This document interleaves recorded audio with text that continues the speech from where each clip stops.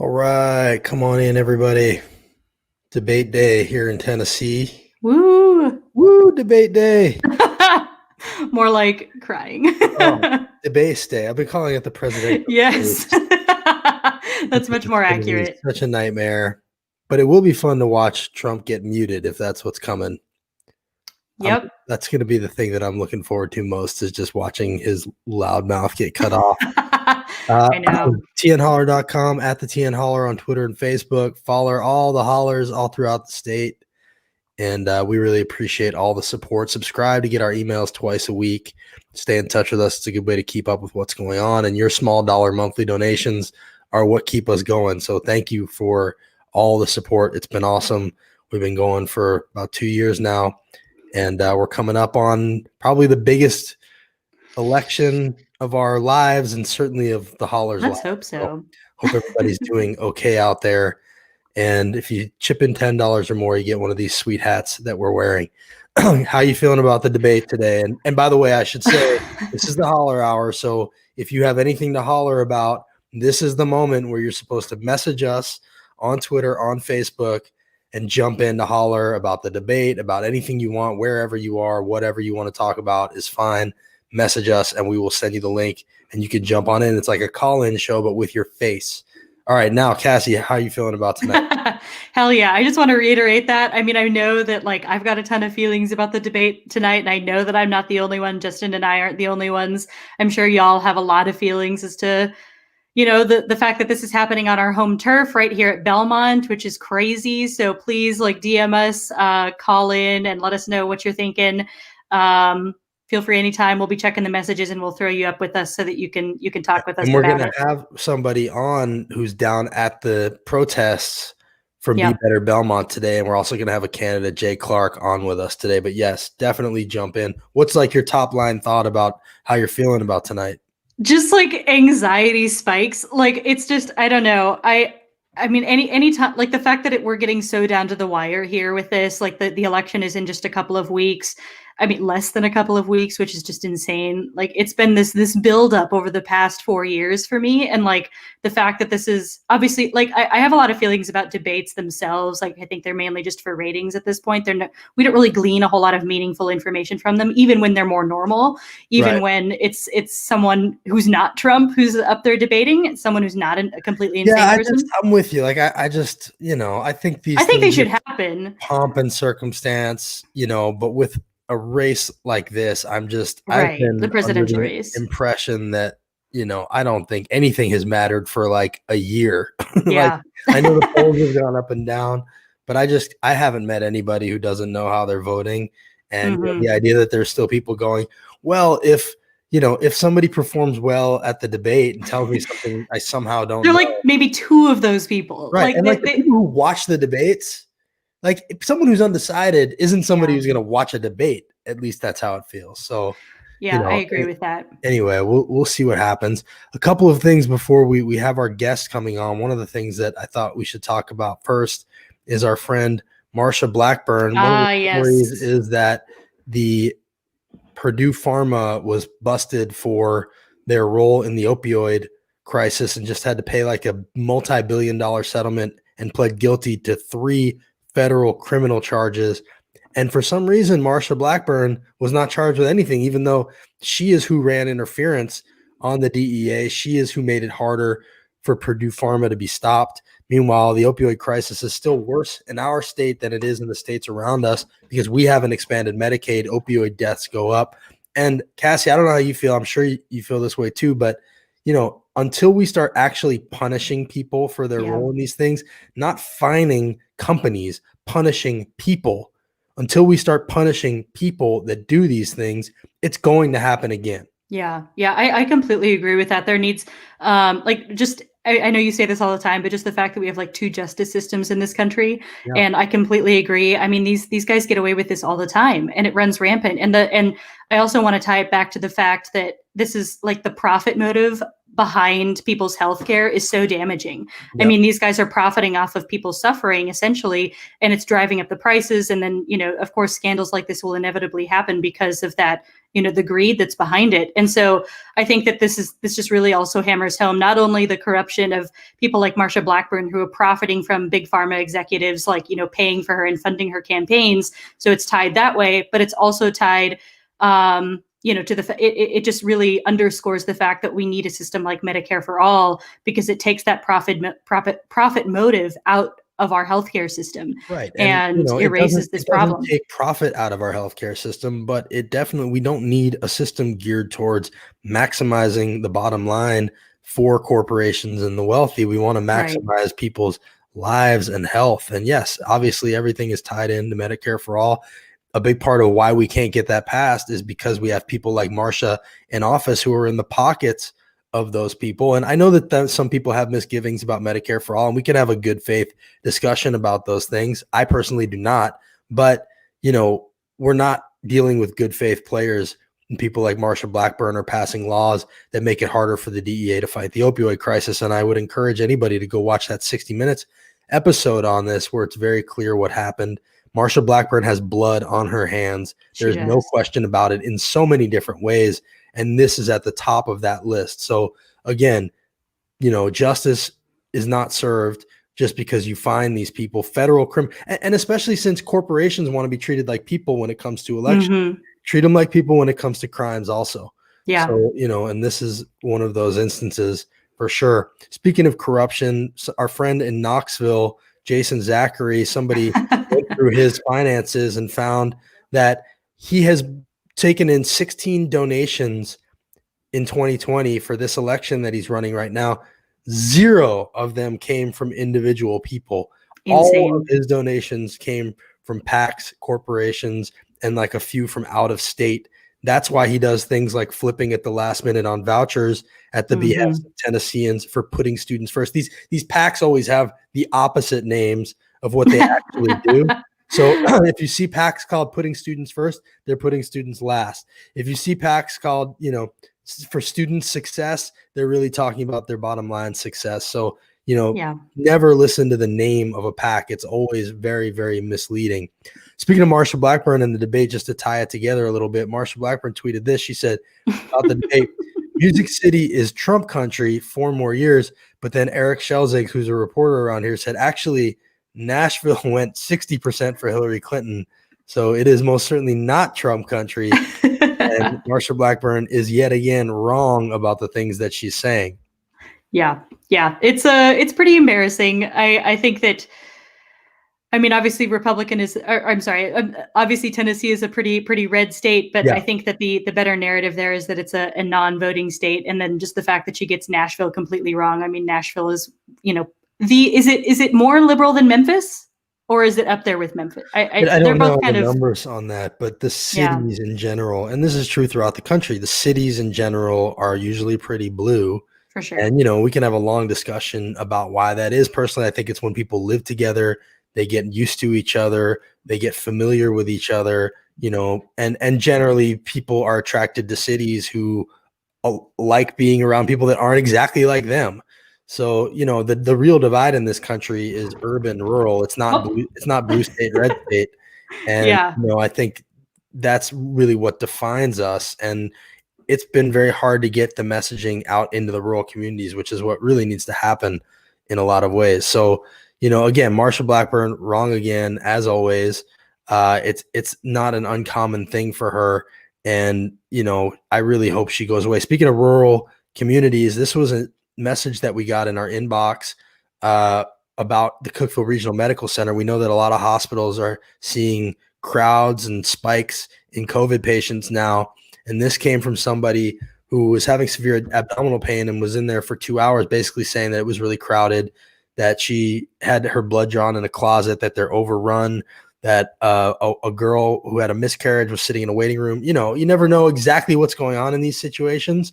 But the thing that it brings out for me is that, you know, the real world impact of overcrowding in hospitals is felt so acutely in places that have the least ability to get the word out about what's going on in those places. So when things like this happen in Cookeville, you know, it's hard to get a story out. It's hard to get the county paper to cover it.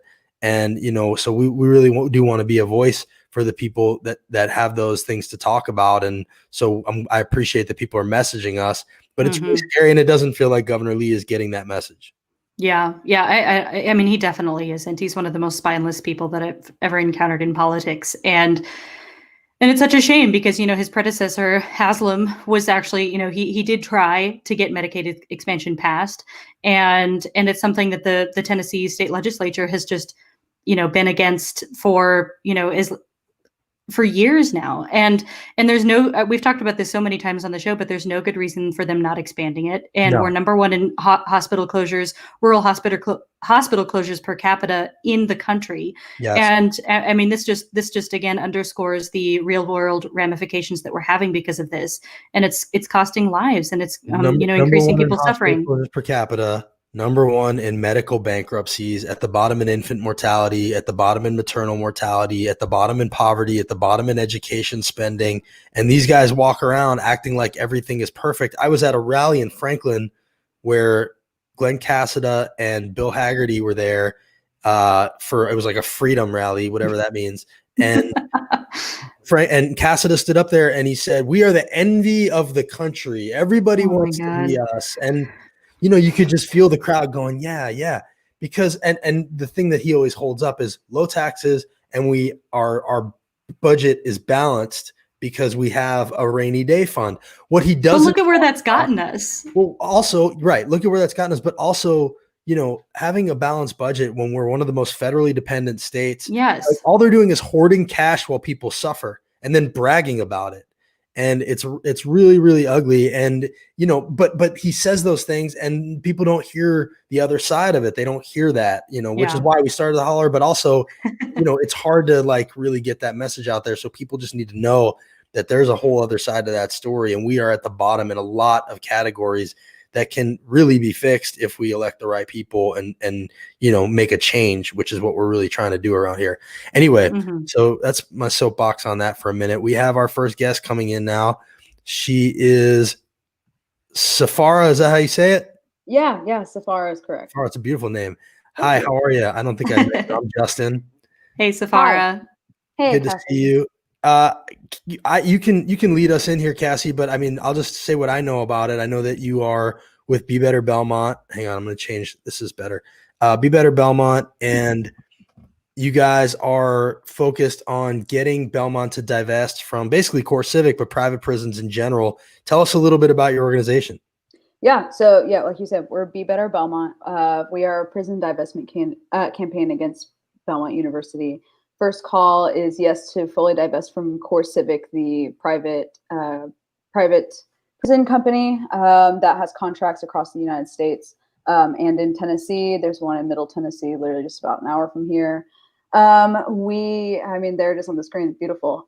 We have a bunch of demands, but the top demands we are asking for accountability, transparency, and deepening the connection with the actual community, being through the grassroots organizations like Gideon's Army, Free Hearts, Equity Alliance, all these guys, and building a true, honest community within Belmont, truly standing against systemic racism that they have been a part of for over 100 years now, and knowing that, and not hiding behind this Christian institution framework, and knowing that, you know, Christians can be for anti-racism. That's like the whole thing. Love thy neighbor.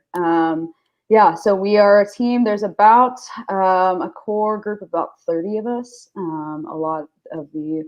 There's about 8 of us in town. and a lot of us are remote. And it's a collection of alumni, current students, and Nashville community members.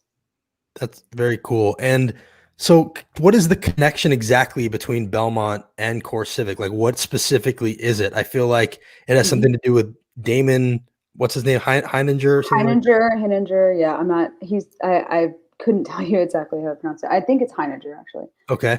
Yeah, so actually it goes way further back than with Damon. Damon came on the board just a few years ago, which we saw in 2017. There was a 1,000-person march demonstrating against Belmont to get him off the board originally. But it actually starts at the very beginning of CoreCivic, that used to be called CCA, Corporate Correctionals of America.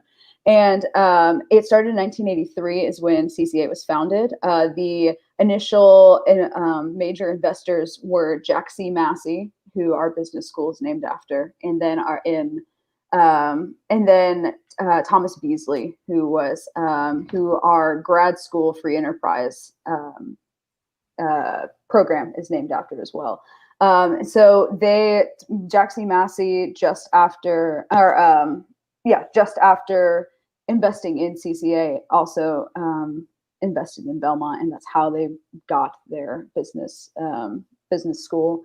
So it's been, there's financial ties. There's been financial ties since 1983.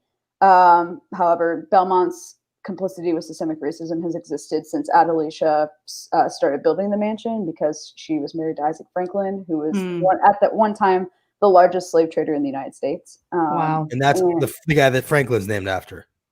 Yes. And he had, at one point, he had 4 plantations in Louisiana. He would traffic slaves from the East Coast and march them all the way to Nashville. And he did that on a few accounts. So all of the building of Belmont Mansion was done by slavery. It was funded by slavery. And then for years, they profited off of that and started to accumulate more real estate. And then in the 80s, they financially got tied into the war against drugs and the war against crime through private prisons. And that's when we saw the huge blow up of mass incarceration. And it's continued on. And they have invited Damon Hininger to be on the board of trustees, and that's unacceptable. Yeah. Yeah, completely. Cassie, feel free to jump in. I was just going to ask, what are the things that jump out at your group that CoreCivic and private prisons are guilty of? Like, what is the list of grievances? I mean, I know there's obviously a long list of it. There was just an audit of private prisons, of CoreCivic's prisons this year in the legislature that showed that there are human rights abuses and that they just, it's really ugly. It's actually worse than the state-run prisons. Nashville just cut off their contract with CoreCivic. So, is there a list of things that you point to, or do you just generally say to them, it's obvious? I mean, I feel like to us, it's obvious, right? You can Google CoreCivic, and within the first 5 articles, it's just mayhem. The biggest things that I think have really struck out to us is one of our members, who also is helping co-organize this event tonight, Becca. She worked and read through medical files through an internship that worked with a CCA, at the time CCA facility, and read through countless amounts of medical papers that were just atrocity after atrocity. And we've heard personal stories. There's literal statistics between 2010 and 2016 that of the 1,000 lawsuits brought against CoreCivic, 82% of them were civil lawsuits, meaning neglect in either neglecting care or neglect in the actual facility that they're in, whether that be resources that they're given. And then we're seeing through this audit, through the COVID audits that we're going through private prisons. Middle Tennessee had an outbreak of 1,100 people. That's insane. Insane. And then people like Damon Heininger, and the CEO of like Geo Group and all of these other private prisons, where they literally will lie to you in front of, when they're being asked in front of Congress, when they're being asked by private individuals, that are you providing safe care? And they go, oh, absolutely. Absolutely, we are. Nothing matters more to us than the care of the people in our facilities. And then in the literal same moment, you're getting statistics after statistics of people being neglected, abused, this wasn't a CoreCivic facility, but in ICE, we're seeing women being put through non-consenting hysterectomies and non-consenting physical abuses. Yeah. And it's just to me, it's obvious why you should stand against it. But I mean, there's some people, to quote Bob Fisher, of the president of Belmont University, would call them good Christian men. So Right. Yeah. And it makes you think about how pro-life this state believes itself to be, and people in this state believe itself to be. What's pro-life about making Right. money off of caging people? What's pro-life about forced hysterectomies? What's pro-life about taking kids from their parents and losing 500, parents and kids? I mean, everybody should be up in arms. pro-life if you can make money off of them. Right. And so, that's the thing. Like, there are things that we do as a country where it's not better to have a profit motive. Jailing people, certainly one of them. Healthcare, another. We need to, the more profit motive gets injected into these things, the more atrocities you're going to have, because people are going to cut corners and the incentives are going to be all messed up. So when you say these things to Damon and the people leadership at Belmont, have they engaged with you? Do they talk to you? Will they meet with you? What do they say? Are they ignoring you? So the thing is,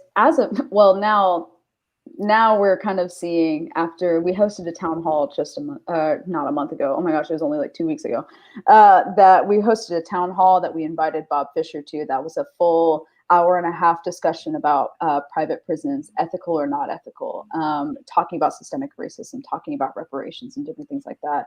We gave him a month to respond, and he didn't respond at all. Not even a message saying that he couldn't attend.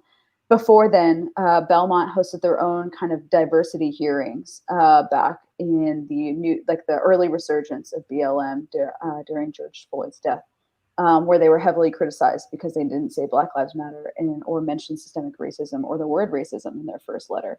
After those diversity hearings, when they were pressed further about their actual ties and financial ties with private prisons like CoreCivic, and Damon Hinninger being on the board of trustees, it would become a little reductive towards the people asking questions. And it would be, kind of dancing around the answer. And so we wrote our letter of demands, and in the letter of the demands, we're very explicit in saying that, yes, these are our demands, but we are, as Be Better Belmont, we're wanting to walk with you through this process. We want to help you through this process. We understand that this is a lot to ask, but also it's not really, because we're just asking for the bare minimum at this point. But we are walking with you to ensure a better future for the campus and for the Nashville community, for the Tennessee community, for that matter, because this institution's been around for over 100 years. And so you're not being combative. You're saying we want to help. We're saying we want to help. And it's and explicitly in our letter of demands that apparently Bob Fisher has read. He said he read it. Then we have to take his word on that.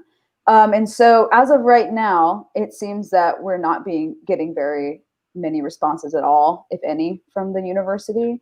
And they aren't willing to really speak to, we've seen in the press that we've gotten, that we've spoken to, a lot of the articles have said that the university or people at the university were not willing or did not respond to asking for a comment.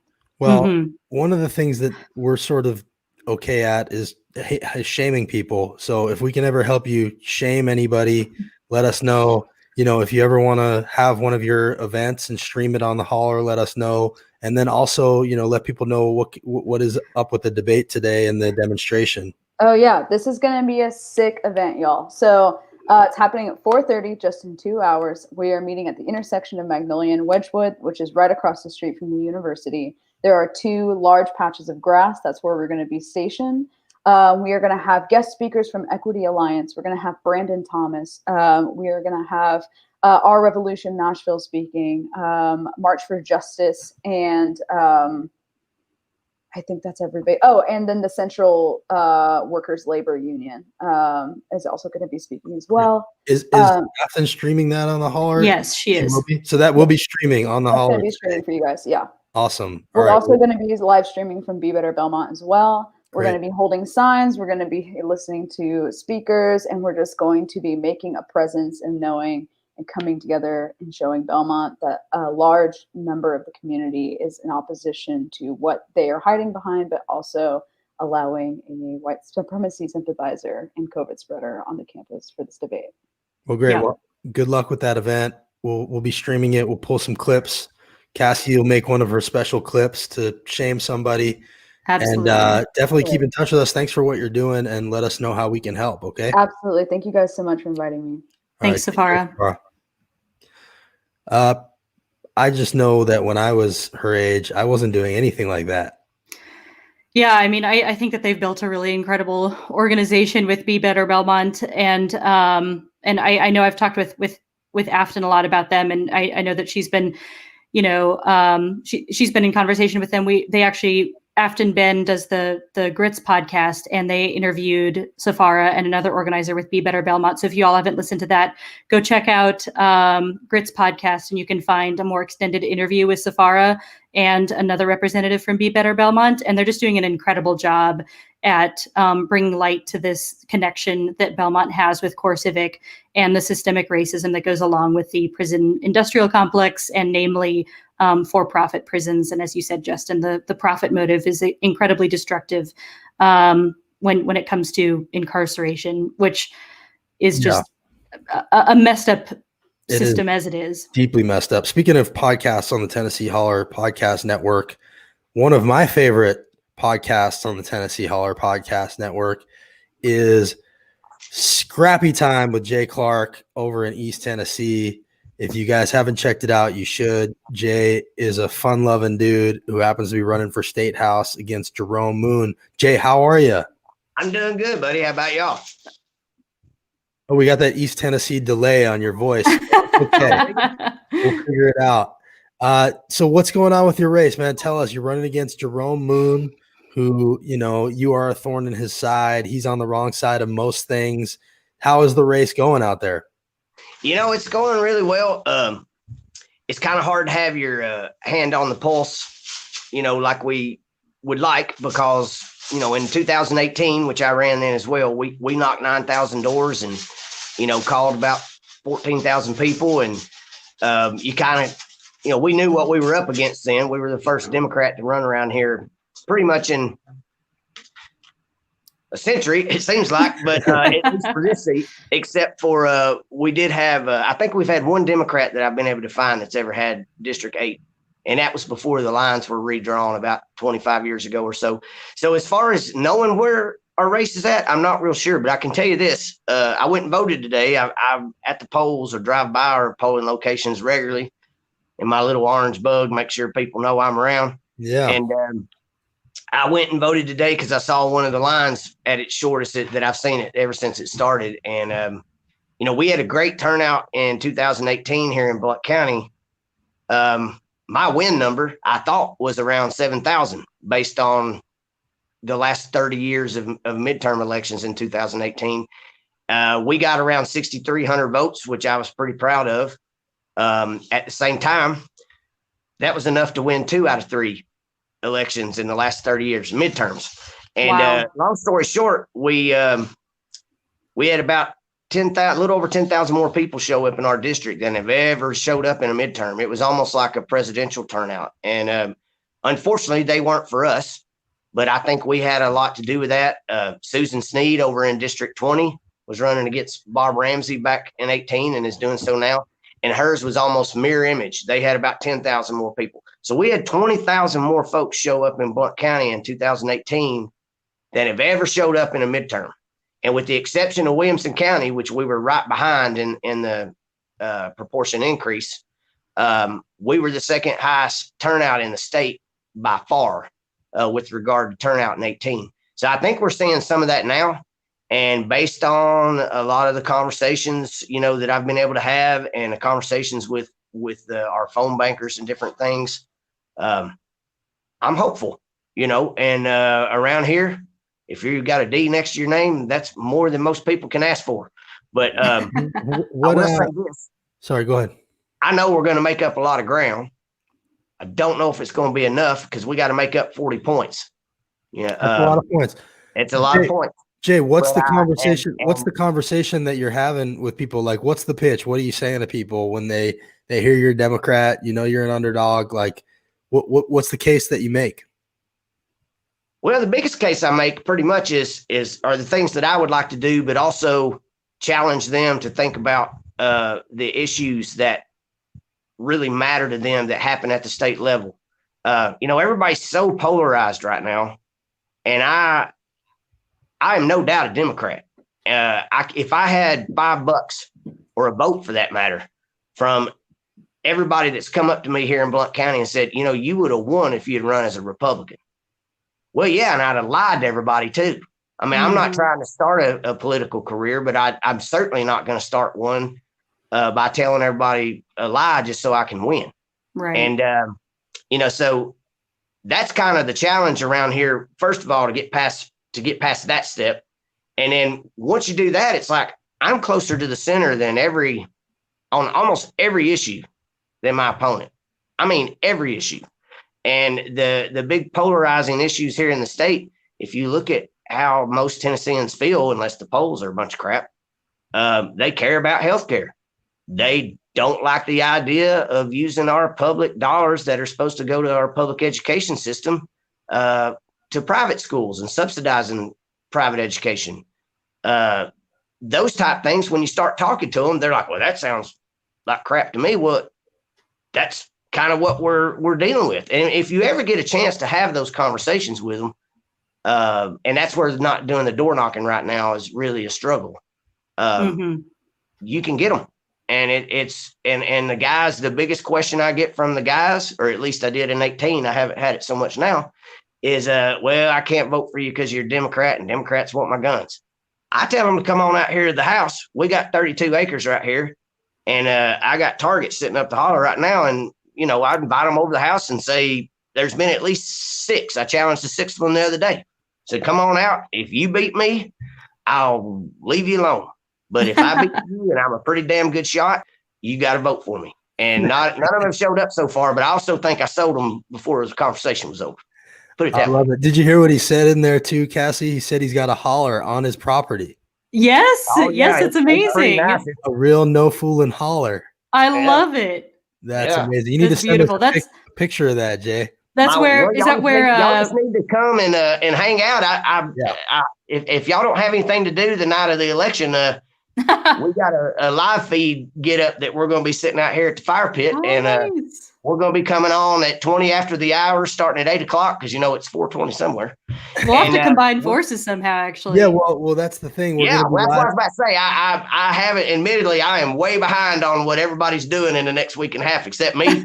But we can certainly hook up on that because we're going to have a couple of my music friends play. A little bit, and then by the top of the hour, we'll be done where everybody can turn on whatever they want, and then they come back to us at 20 after, and we'll see what's going on. We're actually planning on going live that night, and we're going to try to get in touch with as many of you guys, candidates, and everybody to check in with us as possible. So we'll check in with you and get you streaming on that for sure.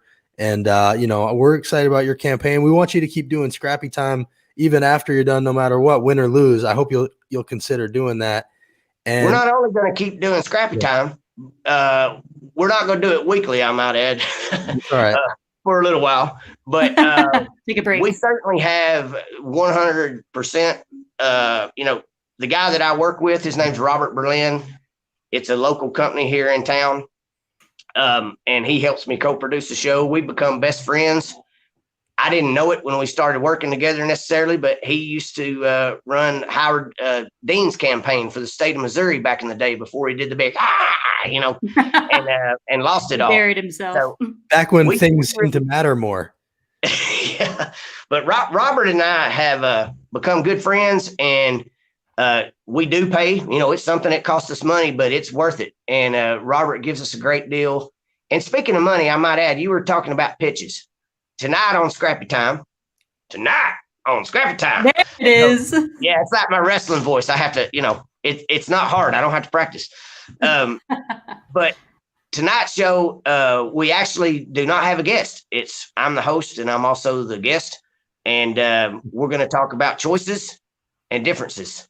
And I hope you'll tune in. We've got some Tennessee Holler video in this episode. Again, that came from the voucher vote and stuff. We're also, though, some of the differences I'm highlighting aren't so much the issues. It's about our campaigns, the differences in our campaigns, primarily of how we're funded, how we spend our money, where we spend it, and also just the accessibility and the accountability. And that of course is where some of the voucher stuff comes in. Well, those two things are so intertwined, man. When you fund your campaign the right way, you're a lot less afraid to be accessible. And I think people should be looking for that from their representatives, no matter what side of the aisle they're on. Go find people who are funded by the people. We just talked about Jason Zachary has 16 donations in this election cycle. 11 of them are from PACs, 5 of them from out of state. He doesn't have one donation from a Tennessee voter in his district, not one. And so that tells you right there who he's really working for. And, that really tells you all you need to know. So I say, no matter what letter is next to somebody's name, you got to go figure out who they're funded by, who they're working for. How you fund your campaign really matters. And we know you're doing it the right way. What's one last thing? One thing before you leave that funding, if you don't mind, because this is important and this is pointed out in the show tonight. It also matters where you spend your money. I joined the Chamber of Commerce here in Blount County, which also is called the Blount Partnership. And my opponent, Representative Moon's also a member. He's spent about $37,000 since January 2020, and I've spent $41,000. One of us, though, has spent 96 of our dollars right here in Blount County, and the other one has spent 2%. We spent 96% of our money here, and out of the 36-odd thousand that he has spent this year, 2% has been right here at home. And so you're exactly right about Jason Zachary. It's not just where the money comes from, but, the only people that get a call back are from Jerome Moon, or if you're with the chamber, or if you're one of his wealthy buddies. Mm-hmm. And if you want to know who those are, all you got to do is look at his campaign finance sheet, because his average donation from a private individual is over $750. Wow. I could probably count on these two hands how many people have given me $750, but I can tell you right now, we're up to close, I think, over 600 individuals that have given us money this go round. So that speaks volumes, I think, exactly what your point is. And I didn't mean to interrupt you, but I had to throw that in there. I'm glad you did. I crunched those numbers all day yesterday. I'm glad you did. Jay, I know Cassie and I are both pulling for you. Where can people help you out and donate if they want to? What's the website? They can go to jclark4tn.com and check that out. And that's it's also J Clark, the number 4TN on Facebook and Twitter. That's our deal. If you just Google J Clark 4TN, it'll get you there. And we could use some help. And I will say this, the one thing that saved our butt when the virus hit was we had almost probably $1,600 in recurring donations coming in. And that's what we're going to be focused on in 2022. And we're going to start as soon as possible, because as soon as I get elected this time, I can't raise money in January and we won't get them people signed up. Yeah, the recurring donations help a lot, because then they know what to count on. Then they don't have to worry about making those phone calls. They can focus on actually legislating for the people. So a few bucks here and there goes a long way. It's been really helpful for the Holler, and I'm sure it'd be really helpful for you, Jay. Jay, you're one of our favorite candidates, man. We're rooting for you. Definitely, I'm going to send you the link that night, and we'd love to have you check in with us, win or lose, on election night during the broadcast. And, hopefully it'll be win and it'll be a celebration. Well, I tell you what, right now, I may not always win, but by God, I never lose. And regardless of what happens November 3rd, we're going to be back in 2022. And I'm going to make sure Jerome Moon keeps Preparation H around. That's what I like to hear. Good to see you, Jay. Stay in touch, buddy. Thanks, See Jay. y'all, man. Take care. See you, Cassie. Bye. The best. He's awesome. Yes. That's one of the fun parts about having the Holler and being involved in this world, is you meet all kinds of good people with different characters that, there's only one reason to run for office as a Democrat in Tennessee, and that's because you actually care about things. Yeah. So, Jay is a sincere, true believer, true heart. And I hope we see some shocking of the world going on, not just in the country, but also in Tennessee, and seeing these long lines everywhere. I know some pretty skeptical people that are thinking optimistically these days. Yeah, I really hope so. I mean, I think that, I won't have any sort of relief of any kind until election day. Don't have any relief.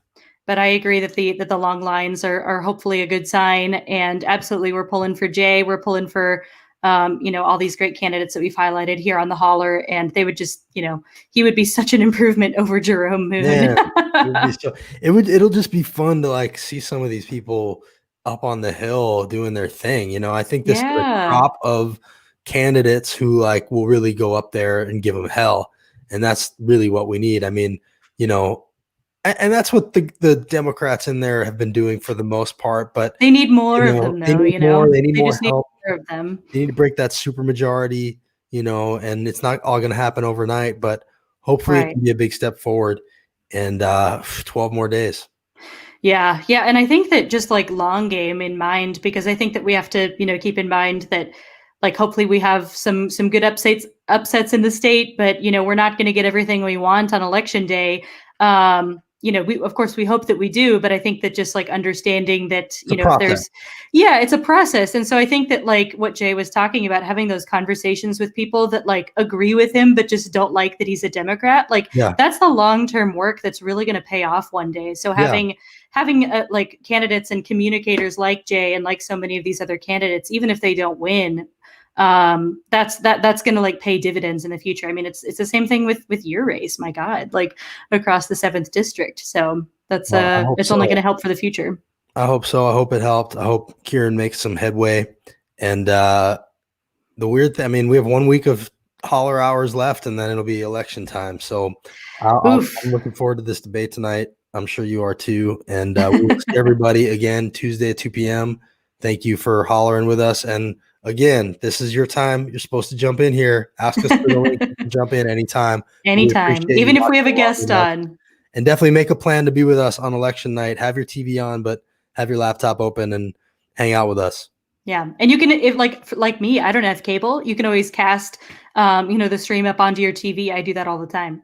That's right. See, I don't even think of those things. All right. We'll see you on Tuesday. Thanks, y'all.